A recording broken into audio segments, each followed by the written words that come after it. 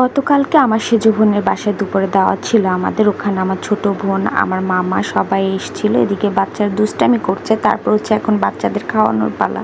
ওদেরকে খাওয়ানো খুবই কষ্ট। আমার ছোট বোন একসাথে খাওয়া নিয়ে ওদের সবাইকে লোকমা ধরে ধরে খাইয়ে দিচ্ছে।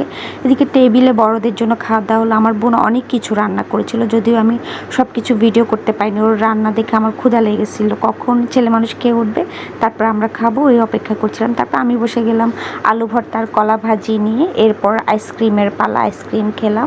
এদিকে আমার বোন আম রেডি করছিল আচার করার জন্য। তারপরে চায়ের পালা। এক কথা আমরা শুধু খাওয়ার উপরেই ছিলাম, একটার পর একটা খাচ্ছি। আমার ছোট মামা যেমন চা খায়, এটা হচ্ছে আমার ছোট মামা, উনি যেমন চা খায় ওনার মেয়েও চা খাওয়ার জন্য তেমন পাগল।